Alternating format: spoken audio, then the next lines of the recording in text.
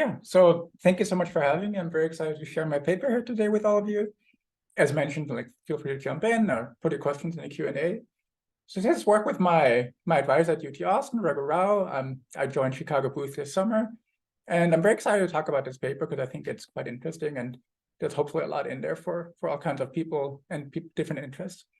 So just to kind of quickly set the stage, I'm going to be talking about inattention, and inattention is kind of everywhere. So if you were to buy an iPhone, you would see that the prices end in $7.99, $9.99, they end in nines. The idea being that people tend to be inattentive to non-leftmost digits. So 800 seems like a lot more than 799. 1,000 seems like a lot more than 999. So people might be, demand might not be continuous. Firms are reacting by setting prices right below those round thresholds. And then if you actually buy an iPhone, you might realize that, there might be a shipping fee. People tend to be inattentive to those and don't fully anticipate that there's going to be a shipping fee, so they don't react to it the way that they might react to it if they were fully attentive to it. And then once you pay for shipping, you realize you also have to pay for tax. People tend to be inattentive to tax as well. There's a very nice experiment by Raj Chetty in 2009, where, as you might know, in the United States, you pay tax if you buy stuff at the grocery store, but it's not written out. But once you write it out, demand drops, even though nothing really changed. The idea being that once you make it more salient, people are going to be buying less because they realize they're paying a tax that they were presumably inattentive to before. And then finally, if you buy your iPhone, you think, finally, I have my iPhone, I paid my additional charges and taxes.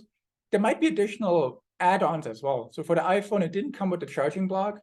And if you think about printers, for example, printers have add-ons where you buy the printer and then you have to buy the cartridge for the printer. People then tend to be inattentive to those add-ons as well. So you have all kinds of forms of inattention, even if you just look at a purchase like the iPhone, which seems like a very straightforward purchase. A very hard pivot to my setting. So I'm going to be talking about durable goods markets, and more specifically the car market. And we know that those markets are economically very significant. Cars usually the second most significant purchase in consumers' lives. And we know that information is extremely important for those markets to work. So ever since Akerlof 52 years or 53 years ago now, we know that if you don't provide consumers information, trade can break down completely. The idea being that if I have a high quality product and I have no way of communicating that, then all the products in the market are going to be low quality. And if my product is high quality, I have no incentive to sell at all. So trade can break down completely. So we know that information is very important in those markets. And as a result, there's a lot of third-party intermediaries and practice that have kind of emerged to solve that information problem. So back in 1970, the market was very different. For example, nowadays, if you were to buy a car, you can just pull one of those Carfax reports, which gives you often might be 10 pages of PDF of just a history of a vehicle that basically tells you everything, like how many accidents happened, how many service history records do we have, who are the previous owners, was it a personal vehicle? And all kinds of information is out there. And similarly, you can think about warranties as kind of solving that problem of asymmetric information, that if I give you a warranty and the car is actually of low quality, then I have to pay for it. So that incentivizes, car dealerships to offer higher quality products. Trade-in and leasing work in a similar way, a little more complicated, but they essentially remove those cars of low quality from the market. So we know that information is really, really important in those durable goods markets. But so far, we always kind of maintained the assumption that once you provide all the information, there's not going to be any frictions anymore. So all we assume is that the only problem is really that there's no way of providing the information. But we know from the previous literature on attention that consumers might not be paying full attention to all that information. So more specifically, we can think about consumer inattention presumably even being more widespread in the context of durable goods. There's a large number of options, right? Like no two used cars are the same. You're going to be transacting with relatively unknown consumers. So if you buy a car from another consumer, odds are you're only going to meet that person once in your journey as a consumer. So that might lead to more inattention as well. And then evaluations are very complex. Evaluating vehicles is very difficult. Other durable goods are equally difficult to evaluate, and most consumers have a hard time with that. And then finally, the starting point for my paper, if you will, is the idea of left digit bias. We actually know from the previous literature that people tend to read all kinds of numbers, but here odometer in particular, left to right. And that leads to discontinuities in how they treat numbers, such as the odometer. So we know that that the average prices, for example, are significantly higher for vehicles that are right below, say, 80,000 miles as opposed to right above 80,000 miles. The idea being that a number below 80,000 seems like it's significantly lower. A number right above seems like it's significantly higher. So that leads to my research question in this paper and my contribution. I'm trying to understand what's the role of intermediaries when information is available, but consumers are inattentive to it. So kind of looking at information from a different angle. Like, what if information is what if the problem is not that we don't have the information, but what if consumers are inattentive to some or parts of it? And then can the intermediaries profit? How significant is it? What happens to competition or inventory? Can those kind of things moderate what's going on here? And I'm going to pause here quickly for questions, and then I'm going to get into my data. Any questions? I know you're going to be talking about this later, but intermediaries meaning dealers in this case? Yeah, great question. So I should have clarified that. So I'm going to be talking about both the consumer-to-consumer market, which is unmediated, where I'm selling a car directly to someone else. And then the intermediary would be a car dealership that's buying cars and selling cars, basically intermediating between two consumers. Thank you. So I should think about this intermediary being this middle person that may have their own incentives beyond the consumer welfare. Yes. So I'm going to be quite focused on what their incentives are and how they react strategically to this particular consumer bias, if you will, where consumers are left digit biased. Okay, thank you. Yeah. Andreas, I think that's. Oh, go ahead. Sorry. So might be too early, but I'm wondering how much are we into equilibrium thinking here? So given that consumers don't even pay attention on, like different digits and the prices and different product attributes, and given that you cited Akerlof, I was wondering, are we thinking about, inability to think about equilibrium implications and so on about the consumers? Yeah, I think we will be thinking about equilibrium. And I think what's really interesting here is that in equilibrium, you have some agents that might be inattentive. So consumers are left digit biased. You have some agents that are presumably not left digit biased. So car dealerships, you would think that they are sophisticated, at least relatively to other market participants.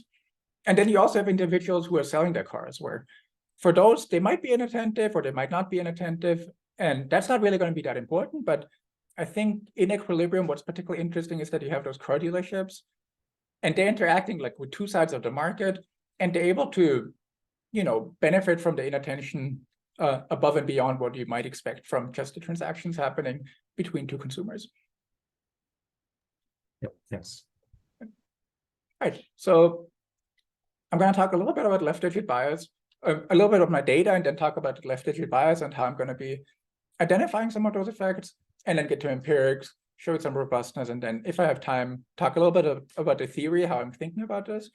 But I think the empirical results are kind of like the most interesting part here. So for my data, I collect data from the DMV in Texas, where I have data on all vehicle transactions between 2014 and 2021. And by all, I mean consumer to consumer. So if one consumer sells to another consumer, I would observe that. And if a dealership is the intermediary, so if I sell a car to a dealership in the form of a trade-in and then they sell it to someone else, I would observe that. What makes the data unique is that for dealership transactions, I both observe how much they paid to acquire that vehicle as a trade-in and how much they're selling it for. So I actually have a measure of the operating profit for every vehicle, which for the IO folks in here, that like generally we have to impute the marginal cost. Here I'm actually observing the cost of the product, which makes it a quite nice setting for what I'm going to be doing. And then for all the vehicles, I observe the VIN, which allows me to get all kinds of information about the car, the dealership, the zip codes, the make, model, trim, model year, and the odometer, which is going to be the most crucial variable for my analyses. So for example, one vehicle might look like this. I know from the VIN that it's a red Mazda 3. In 2015, it was initially sold as a new vehicle. You can see it's new because it had 41 miles on the odometer. And then I would not look at the first transaction because I'm interested in the odometer, which is only really relevant for used transactions. But what would be one observation for me would be the difference between the first trade-in and the dealer sales price. So this particular dealership bought that car in 2016, in March 16, and they paid about $15,000 for it. And then basically 2 weeks later, they sold that car at $17,786. So they made a profit of about $3,000 on this vehicle.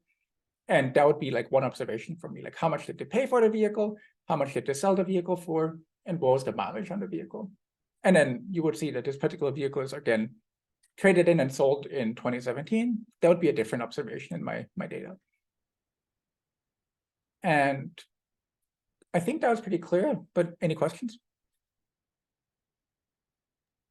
Iman in the audience raised his hand. Maybe let me just promote him to a panelist so he can ask these questions. All right. Oh, so he also put in a chat. So the question is that if the car was purchased out of state, would you be able to observe the sale? Yeah, so that's actually like, doesn't really have to be out of state, but you can think about there are auctions that happen in between. So a lot of times vehicles are being sold to an auction, and then at an auction, a different used dealership would buy it. I don't observe those, and that would include out of state. So like if a car is whatever sold in New York and then bought by an auction by a dealership in Texas, I would not observe where that car is coming from. So I would exclude that from my data set. Andrew, I just have a quick question about the data you shared on the previous slide. Mhm.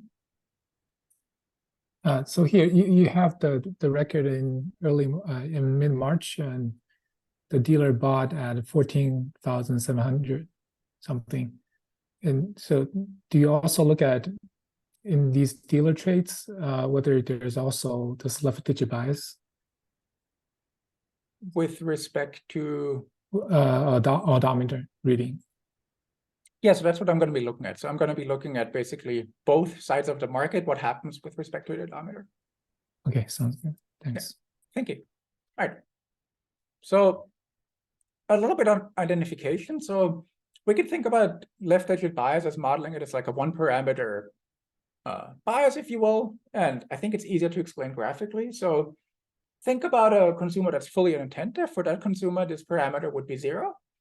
And for this consumer, the mapping between actual mileage and perceived mileage is 1-to-1, as you might expect, right? Like if they're fully attentive. And if they're inattentive, now this parameter is going to be positive, larger than 0. And what that means is here in the left digit bias equation, the first term is the floor operator. So that brings every number down to the closest multiple of 10,000. So for example, the floor operator applied to 49,000 would make it 40,000. And then the term to the right of that is the inattentively perceived part. So if a consumer is inattentive, they're going to perceive that mileage as less than what it actually is. And that's going to lead to those interesting discontinuities where at every 10,000 miles, you have a discontinuous jump in the mapping between actual and perceived mileage. And that's what I'm going to be using in my empirical application as well. So just to formalize it a little bit more, we can think about any outcome in the marketplace, think about prices or quantities or margins. What's happening to those quantities as you go from the left side of the discontinuity to the right side? So approaching 10,000 from below, what happens to the price as you reach 10,000? Or what happens to the quantity as you reach 10,000? So this operator here allows me to formalize this discontinuity in the setting. And that's going to be the quantity that I'm going to be mainly focused on. And one assumption here is obviously that nothing else is happening at 10,000 mile thresholds, which I'm trying to convince you that there's nothing else going on. There might be other things like warranties or other things that you can think about. I'm trying to rule most of them out, and I think I have a good intuition on like how to rule out some of them. But if you have any other things, then I'm more than happy to talk about those as well. But it's the critical assumption here that once you account for everything else, it should be continuous around 10,000 miles. All right, next I want to go into the empirical analysis, but again, pause for questions here.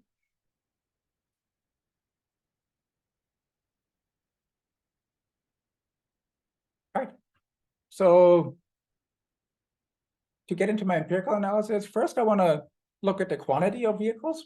So here, what you basically see is using the data that I described earlier, each dot here would be the number of vehicles that are being transacted within a specific 1,000 mile odometer bucket. So you can see that dot to the left of 100,000 that dot would mean that about 18,000 vehicles were transacted that had an odometer reading between 99,000 and 99,999 miles. But then if you look at a dot or a dot exactly at 100,000, that implies that about 12,000 vehicles were transacted between 100,000 miles and 100,999 miles. So you can see that there are pretty clear discontinuities at every 10,000 miles that seem to be pretty clear, at least in the plot, for certain regions.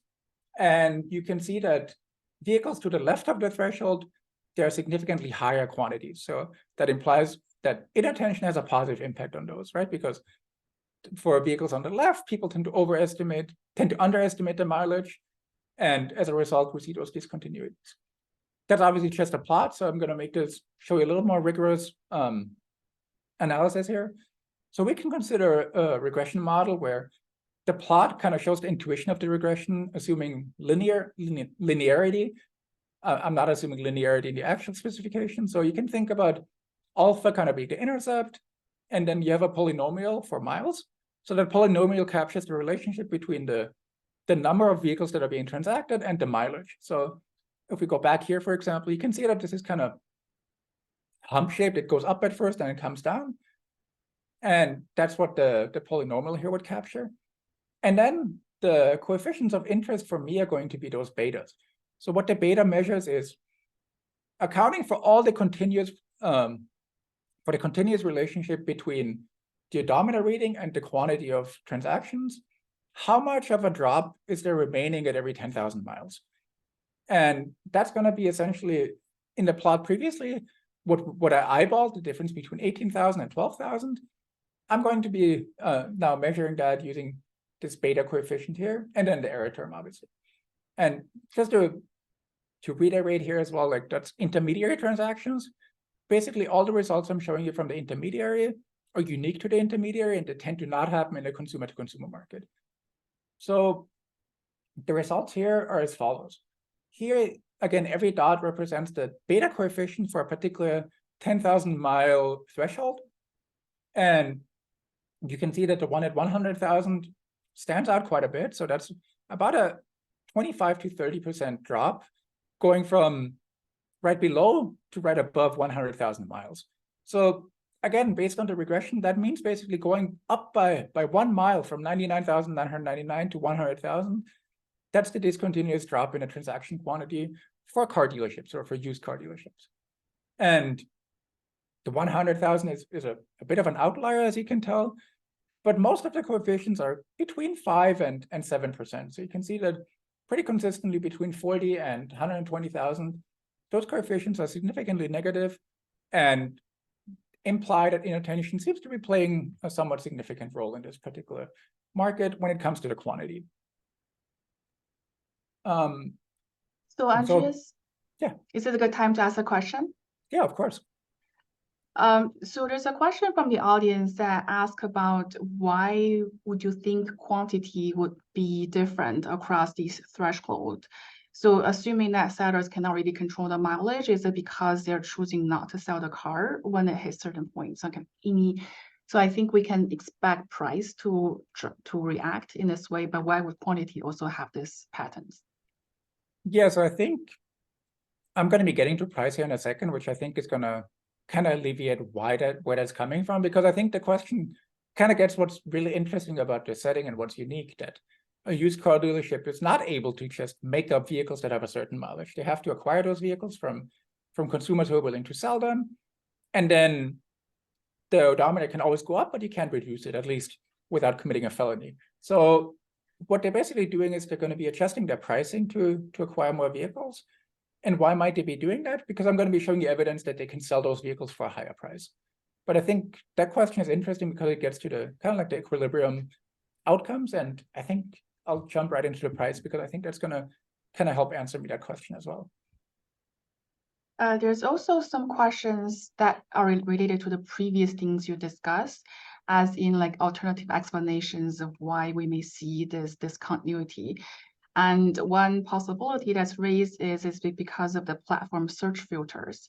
If you say, I only want mileage below a certain threshold, does that contribute to these discrepancies? And also, does it relate to service intervals? The things like the warranty, for example, the things that you talked about before.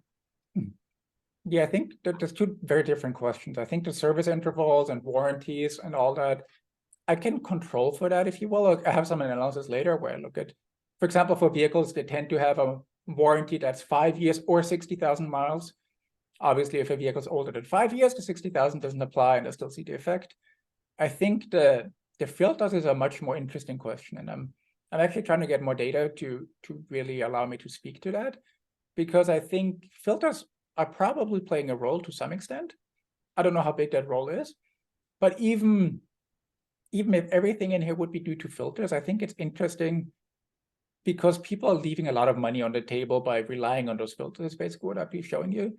But I think based on previous literature, there's probably a little bit of both going on. I would probably argue it's more of left digit bias than actually using the filters, but I can't really rule out the filters. But I think even if you think it's all due to filters, I think it's still a very interesting finding that people are basically willing to leave, hundreds of dollars on the table by using those filters. Andreas, I have a question. Is this sample, just to clarify, is this sample the sample where you see the dealer trade-in price? So you're throwing out all the other cars here? Yeah, so here I'm looking at the vehicles that were traded in and then sold by the same dealer.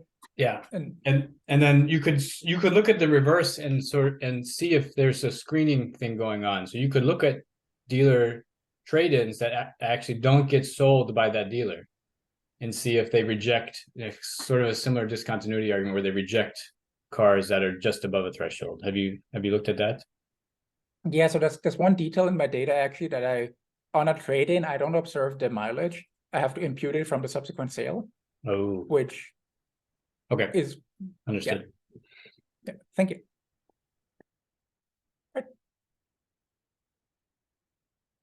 All right, I'm gonna move forward. Is there another question? So next I want to talk at the prices. So here you can think about there kind of being two prices. You have the price that the vehicle is being sold for subsequently, and the price that the car dealership is paying to acquire the vehicle. The difference between the two is the profit per vehicle. And what I'm showing you here is the plot of the intermediary profits for each vehicle. So what every dot here means is basically the average intermediary profit for vehicles in a 1,000 mile bucket. So here, again, like if we look to the left of 100,000, profit is about $3,200. To the right of the 100,000, it's about $3,100. So there's some discontinuities, but if you look at the plot here, it's not really clear. Like there seems to be some discontinuities going on, particularly in that range between 60 and 100, but for lower levels, there's not really much going on. So I'm going to break it apart into the purchase price, the sales price, and the profit, and looking at the regression model. So similar to before, I have a regression model where Y is going to be either my profit or my sales price or my purchase price. Alpha is again the intercept. Then I have a high ordered polynomial that captures the relationship between my outcome variables and the odometer, so the miles. And then I have the beta coefficients, which again are going to capture the discontinuous change in outcome variable going from 1 mile below to 1 mile above the 10,000 mile threshold. And the results are essentially here. So what I have here is 3 different models. The first one is for the purchase price. The second one is for the sales price. And the third one is for the profit. And I'm kind of walk through kind of left to right. So first, if we look at the purchase price, you can see that there are pretty strong discontinuities in the range of between $50 and maybe about $200 and $250, depending on where you are. So what's particularly interesting here is, for example, at 90,000, that's the biggest discontinuity, going from 1 mile below to 1 mile above, the average purchase price that the car dealership is offering to acquire those vehicles is about $210, $220 lower. So just going up by 1 mile, the car dealership is offering a significantly lower price to acquire those vehicles. And you can see that those are significantly negative, basically from everywhere between 20,000 to 90,000. So that also explains the quantity results to some extent. We see that the car dealership is offering higher prices and people are more willing to sell their vehicle to the car dealership. And particularly for this piece, you don't really need any inattention or anything irrational going on. All people are doing here is that they're being offered a higher price, and they're more likely to sell it at higher price. So on the seller side, we don't really need we don't need sellers to be inattentive or have any behavioral bias to rationalize those findings. What we do, where we do appeal to left-edged bias, is the sales price. So what we see here is that the sales prices drop significantly as well as you cross the 10,000 mile threshold. So for example, here going from 89,999 to 90,000 miles, the average price that consumers pay drops by about $250, $260. So what that means on the flip side is that vehicles that are right below essentially sell at a premium of $250. And then because mileage goes up by miles every day, right? Like every time you drive a vehicle, the odometer goes up.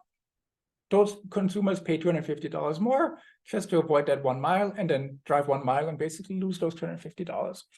And you can see that those discontinuities are, again, negative and significant, anywhere between 10 and 100,000 miles here, or 90,000, I should say, or 100, yeah. And finally, if we look at profit, profit is the difference between the sales price and the purchase price. So it's sales price minus purchase price. And here you can see that the profits, again, there are negative discontinuities in the range between 70 and 100,000. So for those vehicles, the car dealership is actually making more money on vehicles that are right below, say 90,000, as opposed to right above 90,000. And they're getting a significantly higher margin for some of those vehicles. That's about $100. Again, keep in mind that the average operating profit on those vehicles was about $3,000. So $100 is quite significant here. And so I think the purchase price explains nicely why we see a higher quantity. What's interesting is that the sales price, vehicles that haven't reached, say, 90,000 yet, they sell for a higher price and they're selling at a higher quantity. So here, consumers have to be inattentive or left-edged biased. Otherwise, you wouldn't really expect to see a higher quantity and a higher price. And then profit is also increasing.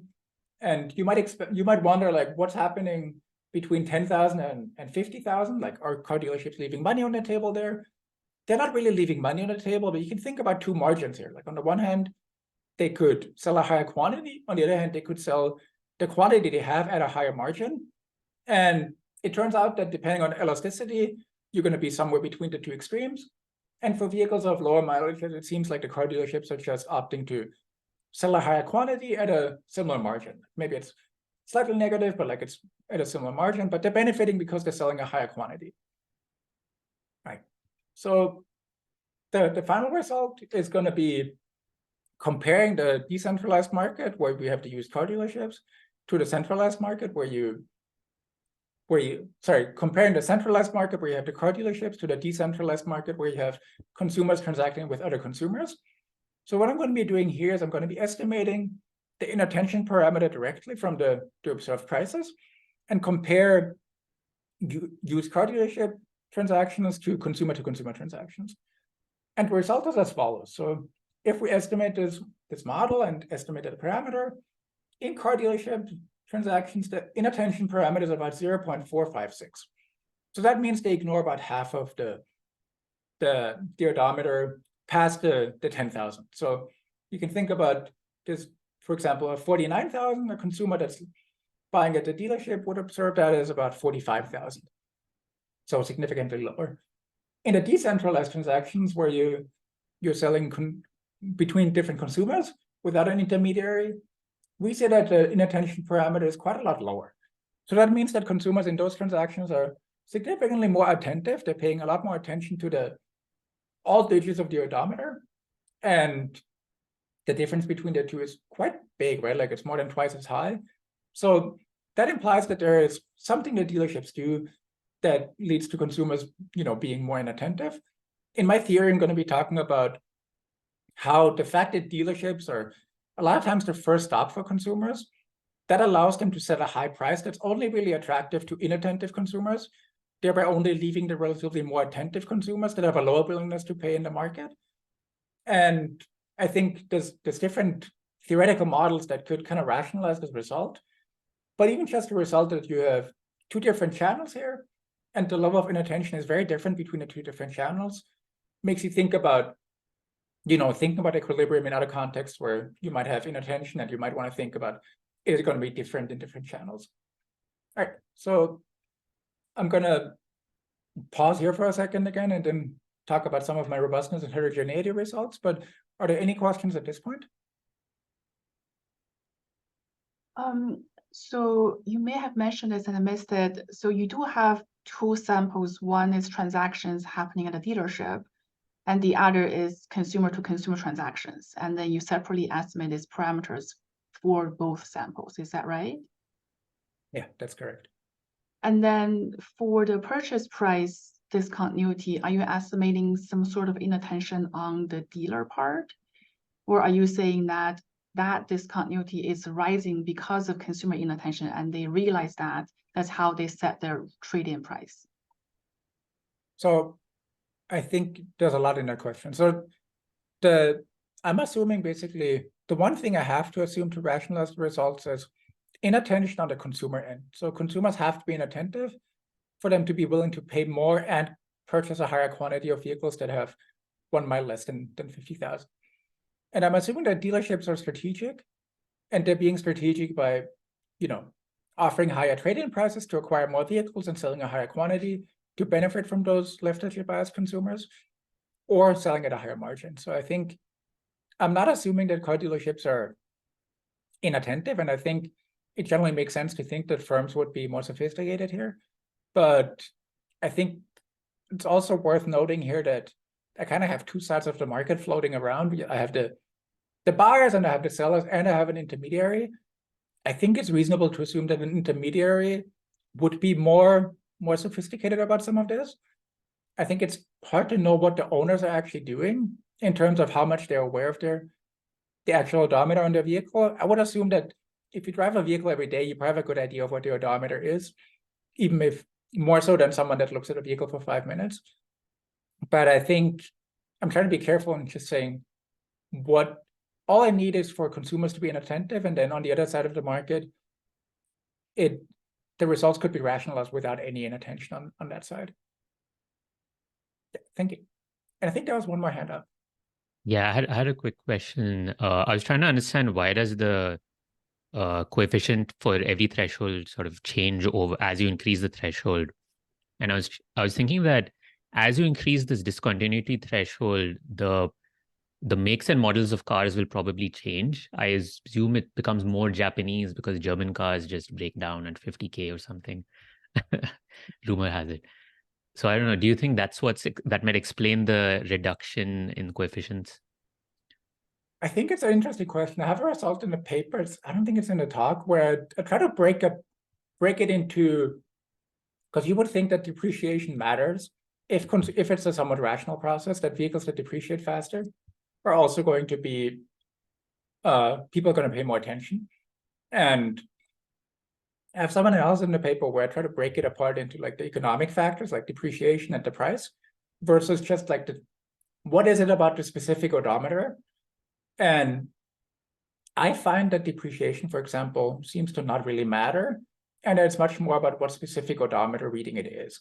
So what that means is that people tend to just maybe have some heuristic where they pay more attention at lower mileages and less attention at higher mileages. And they don't update that heuristic based on the depreciation of a particular vehicle, which I think is consistent with my thinking that this is not really a fully rational process. But I think you're right that like in my overall sample, I have some, different vehicles are being selected in based on, right, like they have to survive to that point, which I think most vehicles might survive. But I think you're right that we see a different mix, but I think it's largely just due to specific numbers being more salient in consumers' minds. Just another question about the data.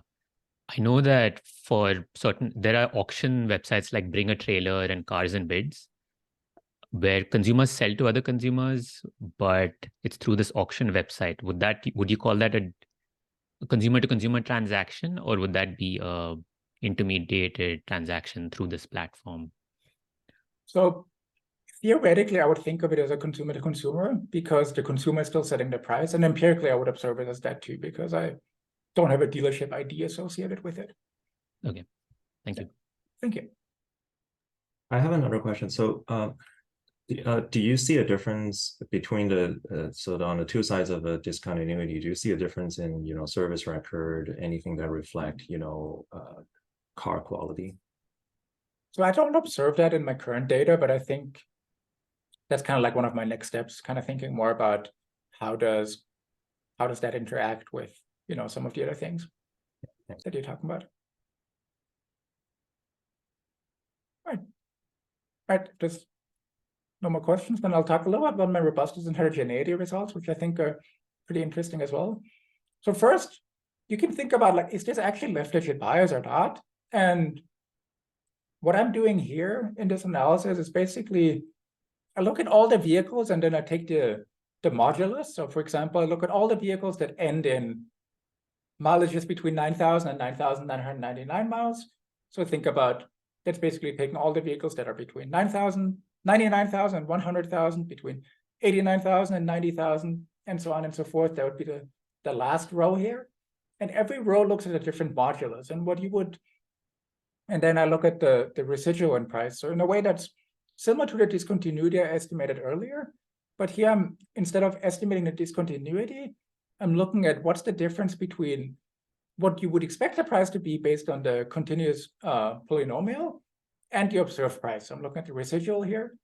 And a somewhat interesting pattern emerges here where it does seem like the discontinuity goes up as you go closer to the 10,000 mile threshold.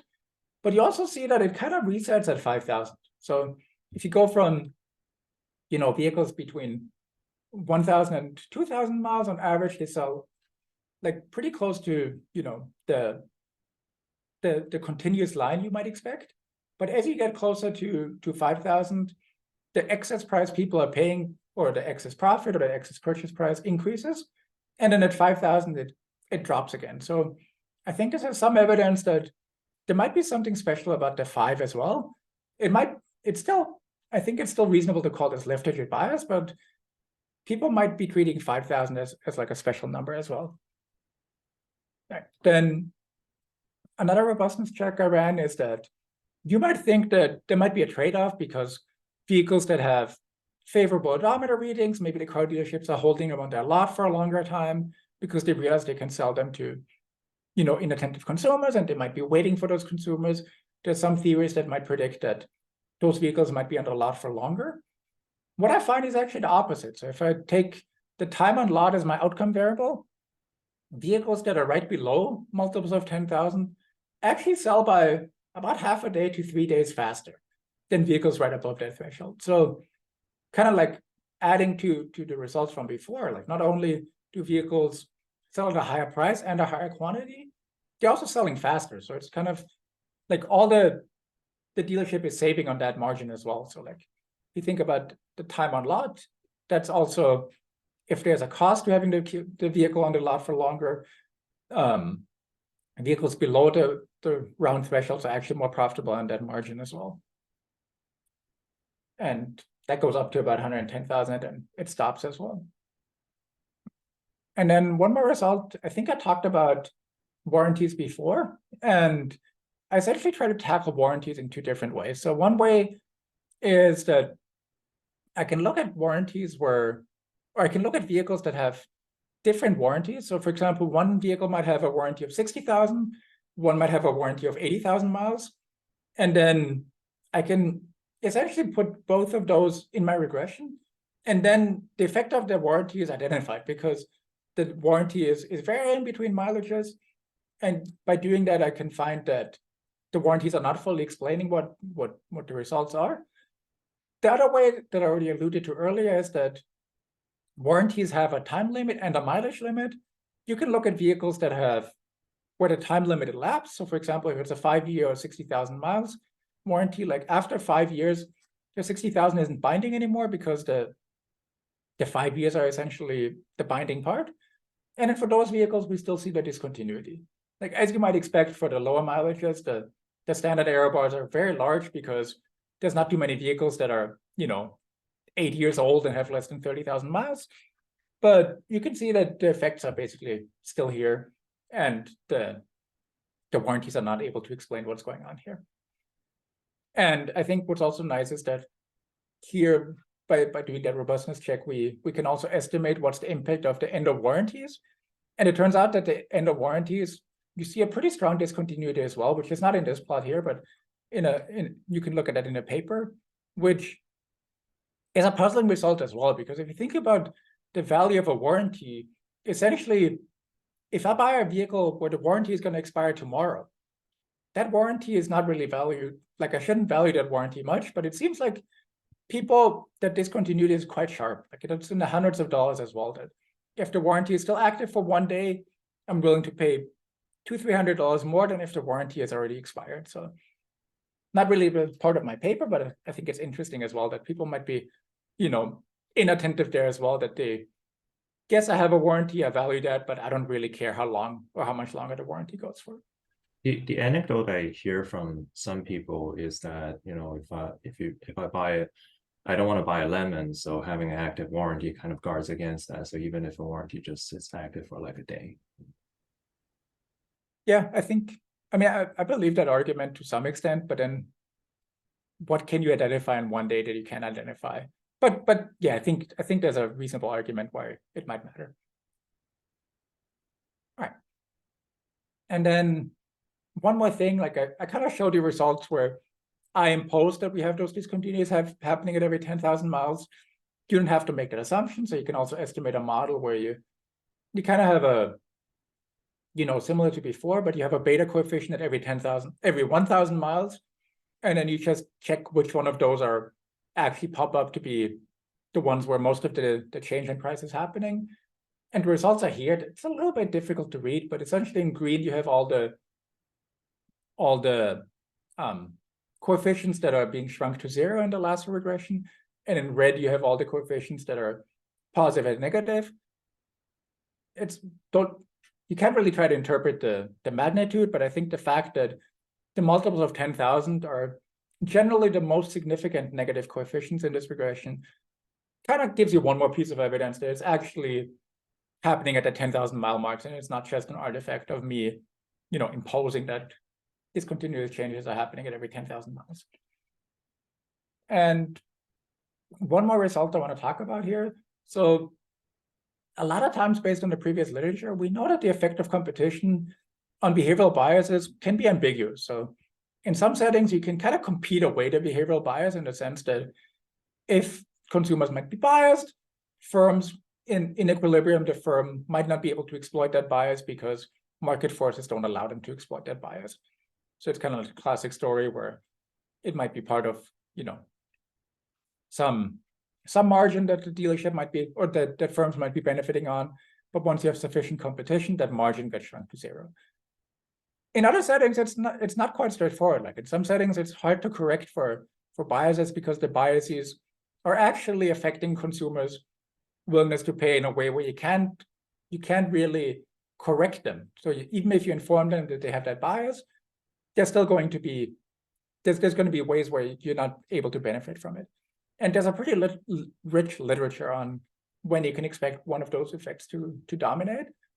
But what I'm going to be looking at in my data, and I should put caution here that results are not really causal, they're just correlational, but I'm going to be looking at within each DMA, what happens if there's more or less competition? And competition defined as how many substitute vehicles are at different dealerships. So think about one scenario where you have a Honda Accord at one dealership, and there's not a Honda Accord within 100 miles, or within a DMA, and a different scenario where you have tons and tons of substitute inventory at competitors. That's going to be my measure of competition.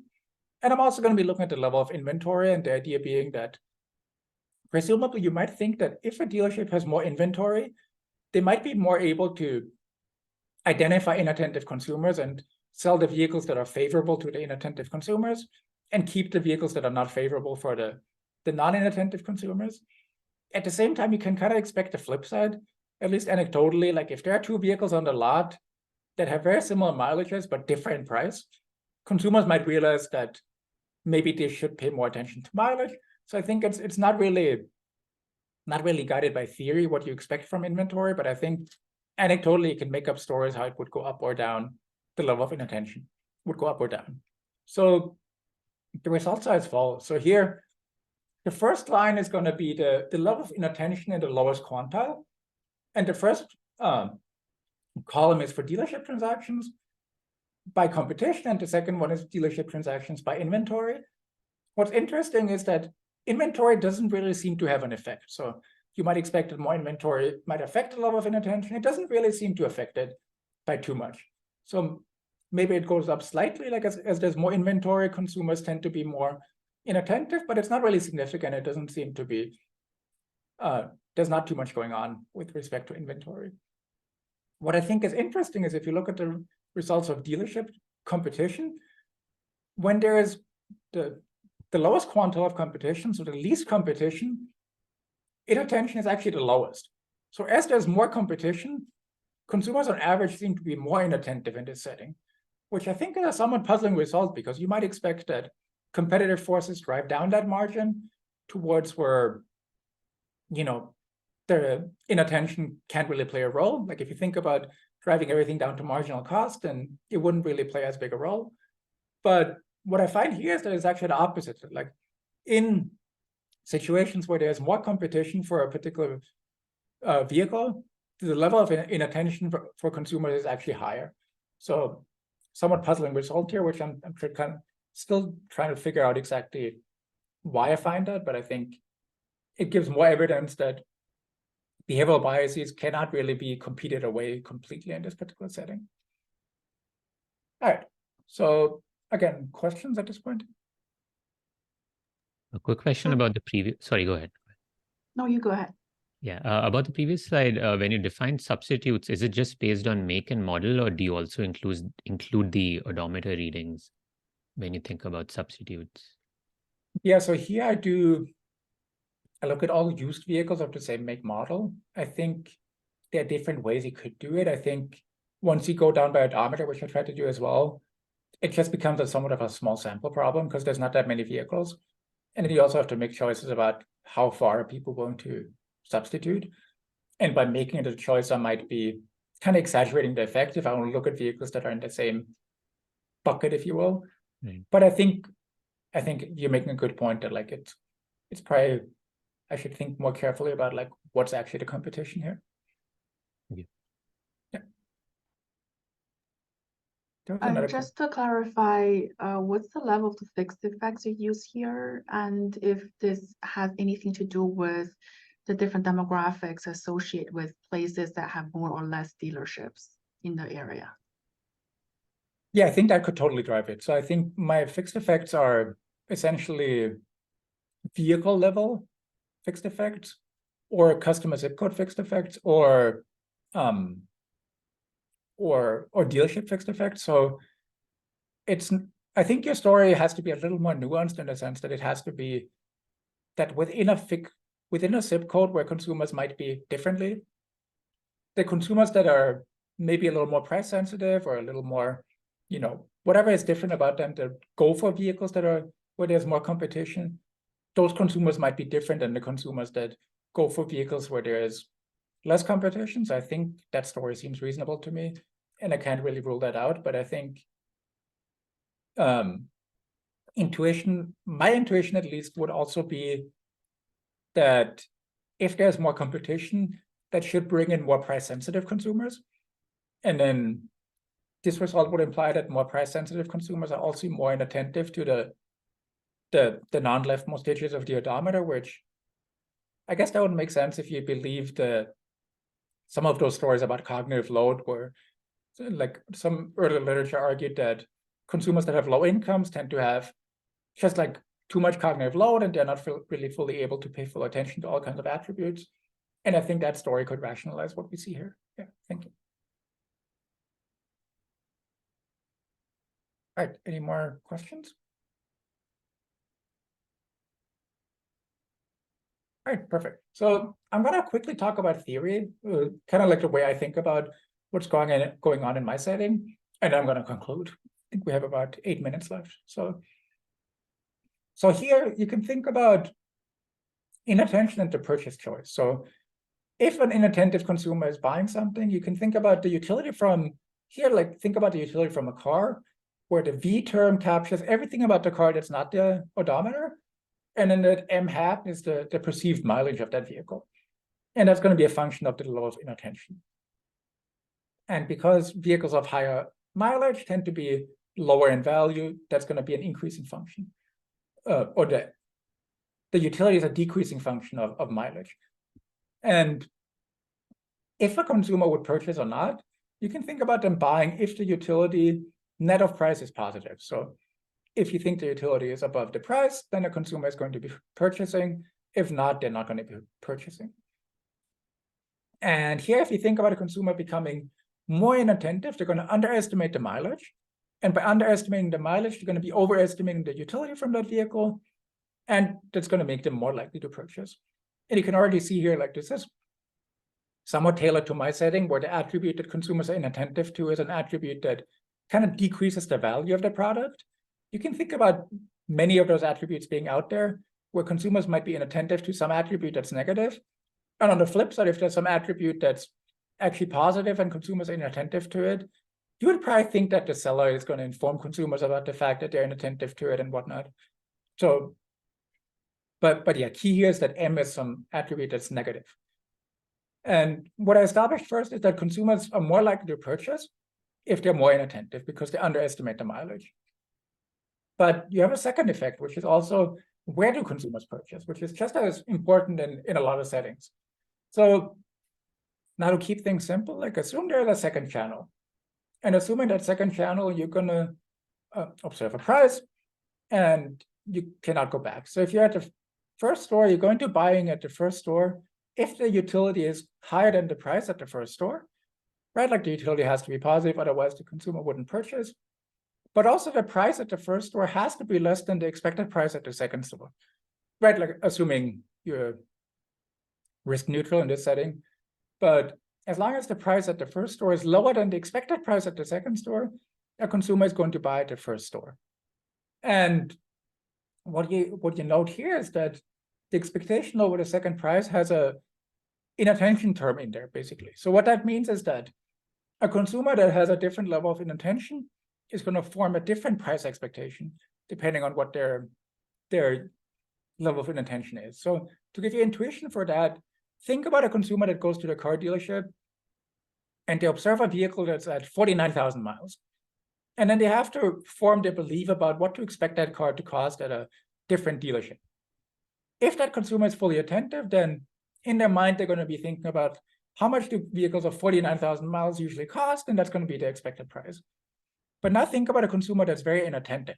They might perceive 49,000 if it's close to 40,000 miles. And then in their expectation, they're going to be thinking, what price do I expect for vehicles around 40,000 miles? And it turns out that vehicles around 40,000 miles tend to be significantly more expensive than vehicles around 49,000 miles. So what that means is that by underestimating the mileage, I'm overestimating the utility from that vehicle, and I overestimate what I expect to pay at a different store. And because I actually observed the first price, my expectation for the first price doesn't kick in. And those consumers that are more inattentive actually think that the first price is a really good deal. And that leads to consumers to be more likely to buy at the first store and not search as much. And I think the idea here is that if you're inattentive, it's going to affect the price expectation you have, how much you might be paying at other stores more generally. I think in my setting, people might be overestimating the price. In other settings, it might be different. But I think that margin is important to think about as well. So where do consumers purchase? And just to quickly, kind of like how I think about my last 2 minutes, how I think about this in my setting, we can think about buyers and sellers, where buyers might be differently inattentive, and you might have an intermediary that's kind of transacting between the two of them. And here, just a key intuition I want to talk about is what buyers are doing. So here, buyers are differently inattentive. They tend to first go to an intermediary, a clearinghouse, and they observe some price at the intermediary. And the more inattentive you are, the more you overestimate the price you would expect to pay in the consumer market. So more inattentive consumers are going to be more inattentive consumers expect to pay a higher price, and as a result, they're more likely to purchase at the intermediary. And then in equilibrium, you have the more inattentive consumers paying a higher price at the intermediary, and the more attentive consumers end up going to the consumer market. And because they are not as profitable, the prices in the consumer market tend to be lower. So you have that skimming where the intermediary, by being the first stop for most consumers in their journey, they're able to kind of get first dibs, if you will, at all the consumers. They're able to set a price that's only attractive to the more inattentive consumers who have an inflated willingness to pay. And that only leaves the consumers with a lower willingness to pay that are more attentive in the consumer market. And this result implies that the consumers in the intermediary market are going to be significantly more inattentive than the consumers in the consumer market, which is a result I find in my data as well. And I think that's why I'm not really gonna go talk about the details here, because I'm running out of time and I want to conclude and leave some time for questions after this. So just to conclude here, so what I've shown you is some evidence that intermediaries can extract surplus from inattentive buyers, and I've shown you evidence that there's something special about intermediaries as opposed to just consumer-to-consumer trade. So if consumers are selling directly to other consumers, there's some inattention, but it's not as much as if consumers are selling to a dealership and then the dealership is selling to consumers. The theoretical explanation I gave to you is that it's more about selection, that the consumers first go to the dealership and then subsequently, if they choose to go to the private market, they do so because they might have a more accurate expectation of how much they're paying. But I think there are different stories that might be able to kind of explain the observed pattern here. And the empirical evidence I've shown you is that intermediaries can receive higher margins, they sell a higher quantity, and they sell vehicles faster because of inattention. And owners are benefiting from it because the intermediary is offering them a higher price. And I find that, again, with the caveat of this not being really causal, like there's no shock to my level of competition, but competition seems to exacerbate the effect here, that in areas where there's more competition for a particular vehicle, there tends to be higher level of observed level of inattention. So I think this paper makes a number of contributions, but I think what's particularly, interesting to think about, besides the managerial implication, is that a lot of times we think about behavioral biases in the field and we take one measure. What my paper argues is that that one measure might be not really relevant because the market might, there might be some segmentation where more inattentive consumers or more consumers that fall more for certain biases might be buying at different channels. So depending on where you actually measure the level of inattention, you might vastly over or underestimate the level of inattention here or behavioral biases more general. And I think I'm out of time, so I'm going to leave it right here. And feel free to email me if you have any questions or reach out to me. And thank you again for being here and allowing me to present some of my work.